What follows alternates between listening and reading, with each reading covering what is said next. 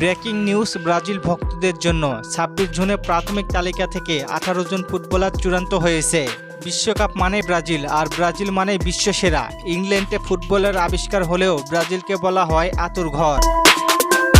2025 সালটা খুবই বাজে কেটেছে ব্রাজিলের। ব্রাজিল তাদের সর্বশেষ ট্রফি জিতেছিল 2002 সালে। রোনালদো, রিভালদো, রোনালদিনহো সোনালি যুগ এখন শুধুই স্মৃতি।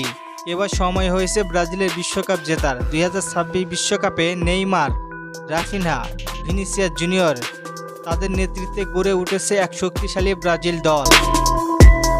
কার্লো আনচেলত্তির ছোঁয়া পেয়ে আস্তে আস্তে ফিরতে শুরু করেছে তাদের ছন্দ। ইউরোপের মাটিতে যেসব প্লেয়ার পারফরমেন্স করতেছে তাদেরকে নিয়ে তৈরি হচ্ছে বিশ্বকাপের স্কোয়াড। সেই সব তারকায় একটাই লক্ষ্য, ব্রাজিলকে আবারও বিশ্বসেরা করা। ইনজুরিরত নেইমার বারবার ইনজুরিতে পড়ার পরেও খেলা অবসরের চিন্তা করছেন না নেইমার চাইছেন ক্যারিয়ারের সেই বিশ্বকাপটা যেন জয় দিয়েই শেষ হয়। সেই কারণে ব্রাজিলকে এখনও আগলে রেখেছে নেইমার। আমরা বিভিন্ন সূত্র থেকে জানতে পেরেছি 26 বিশ্বকাপের আগে নেইমার ফ্রান্স এবং ক্রোয়েশিয়ার ম্যাচে থাকতে পারে। এখন সময়ই বলে দিবে নেইমার থাকবে কিনা। নেইমারের সাথে ভিনিসিয়াস জুনিয়র রিয়ালের দুর্দান্ত ফর্মে থাকলেও জাতীয় দলে সেইভাবে ফিরতে পারেনি, তবে সে ফিরবে খুব দ্রুতই।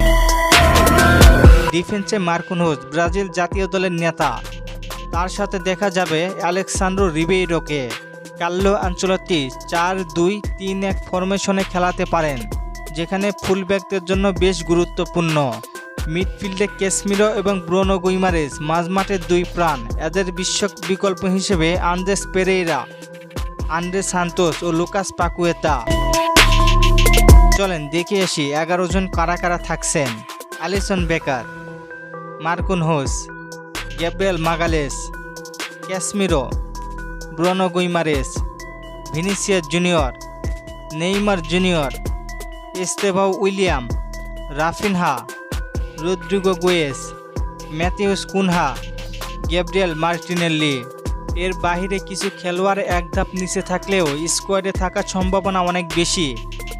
গোলকিপার বেন্টো এবং Hugo Souza, defender Alexsandro Eder Militao, left back Alexsandro, midfielder Andre Santos, Lucas Paquetá.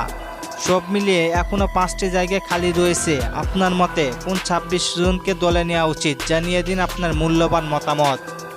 আর ফুটবলকে নিয়ে নতুন কোনো প্রশ্ন থাকলে করতে পারেন, পরবর্তী ভিডিওতে রিপ্লাই করব। ধন্যবাদ।